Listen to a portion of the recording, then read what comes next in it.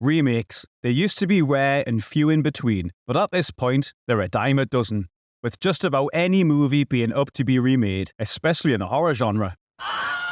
One remake that fans of the original were not happy about seeing it being made was that of Fright Night. The original film was released in 1985 and has become a classic to horror fans, one they love to go back to, one they love to quote. It's got that perfect balance of horror and comedy, with fun performances, good music, rad effects, and everything a horror movie of the mid-1980s needed. Then, the remake happened. As a teenager in the 1990s, I didn't see the original until then, but it still hit just right with the performances, the effects, and the fun.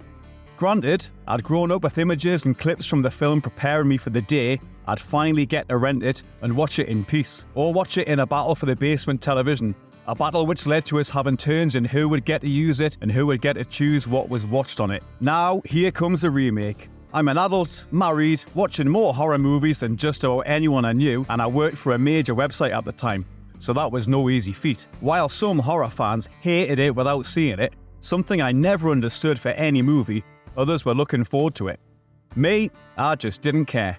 There was nothing there that appealed to me, and nothing there that told me I would dislike it. So, it took me a while to see it, and when I did, I found it to just be. Let me explain. I watched the film, and it was just not hitting anything in me. No interest, no dislike, nothing. Granted, the time period may have been wrong for the film for me, so I just filed it away in my memory to be mostly forgotten.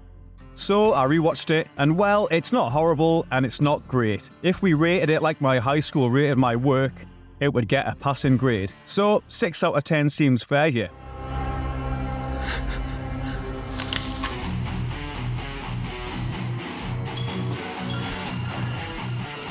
Nice hearing from you, Carlos. The film and idea of itself aren't bad, it's just not great either. In terms of story, it uses the first film as a base, and then new scenes were added.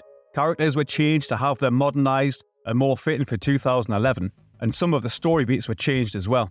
Comparing usually only leads to sadness, but this is a case where it's needed. The original was written and directed by Tom Holland, not the Spidey one. My love for Tom Holland is never ending. He's one of the sweetest men at any horror event he attends.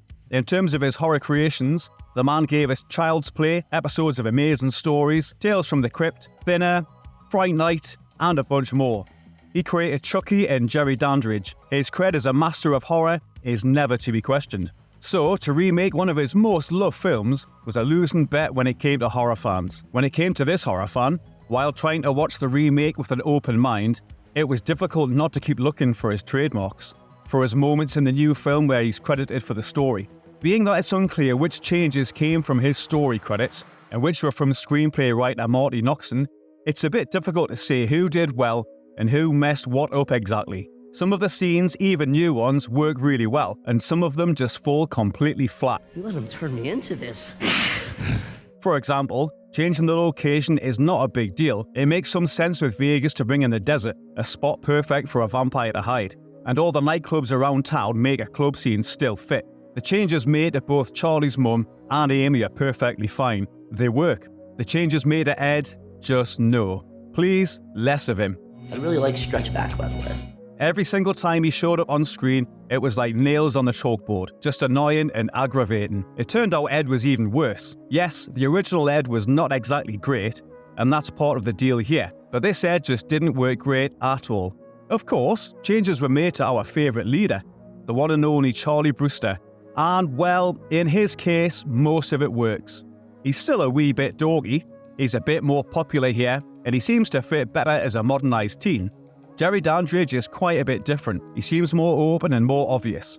He's lost the assistant and gained some freedom here. Some of this works and some of it doesn't.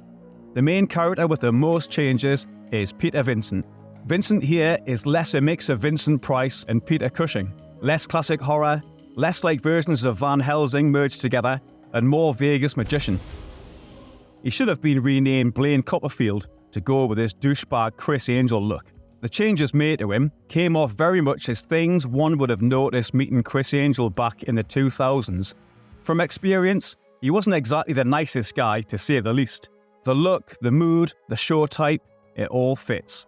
Thankfully for viewers, the part went to David Tennant, who can make a wet paper bag appealing, so his work here is to be thanked for the characters not being completely dislikable from start to finish.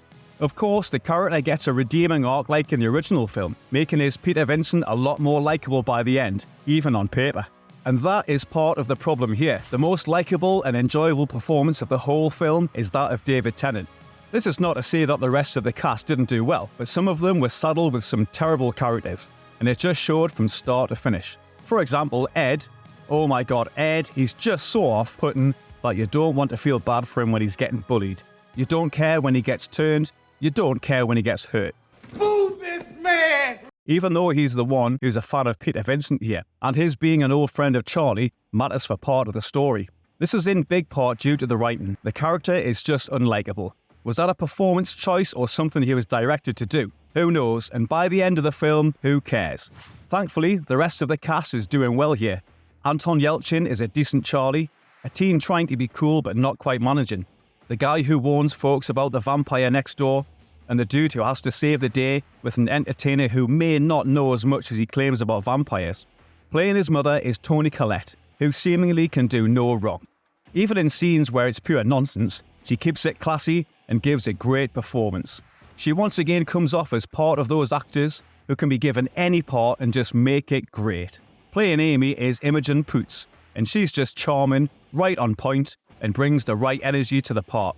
Then there's Dandridge, played by Colin Farrell, and bringing him in to bring the charm of a vampire was a solid decision. He's also an actor who can do the most out of just about anything, so he clearly did all he could with the part. But here is where the vampire character fails, or rather was failed by the production: the special effects. Yep, one of the main issues here is the special effects and that darn CGI. Seriously, it's not because you think you can that you should, movie people. Stop it. If something can be done with practical effects, don't cut corners and go CGI. Here, the CGI has aged horrifically badly, so bad it can't be redeemed. It starts pretty early on and it just doesn't stop.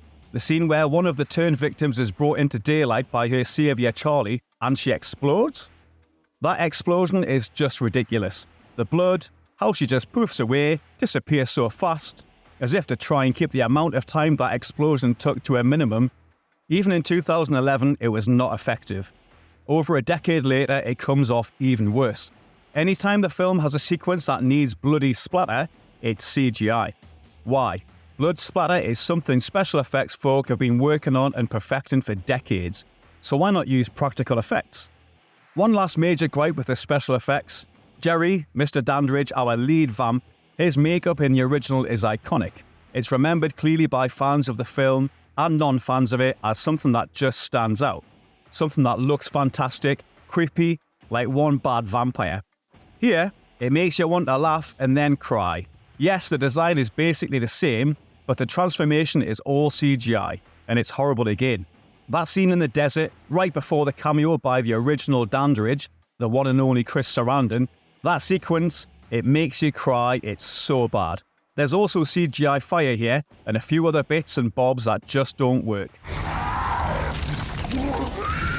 Basically, the Fright Night remake is one of those films that is frustrating to watch because it had all the bones of a good remake, with a decent story update, some good ideas, a solid cast, etc. It's well filmed, the music's decent, and the soundtrack songs are annoyingly 2011, but that is to be expected.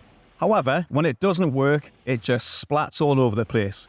The character of Peter Vincent could easily have been based on the television host, using someone like Sven Gulli, or a made-up one that is closer to the original Vincent, maybe one based on more recent incarnations of Van Helsing. Someone named after classic horror actors should not be made to be a sort of Vegas Uber entertainer magician.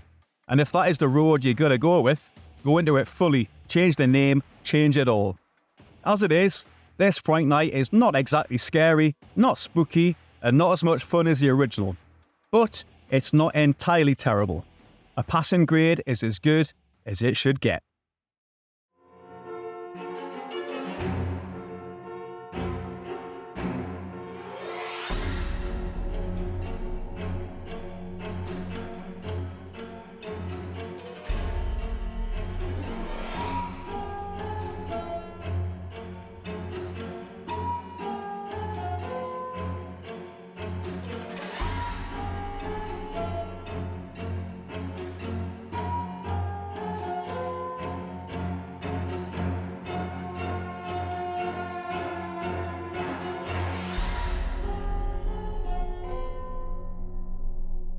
your girl, Amy, she's ripe. I bet there's a line of guys dying to pluck that.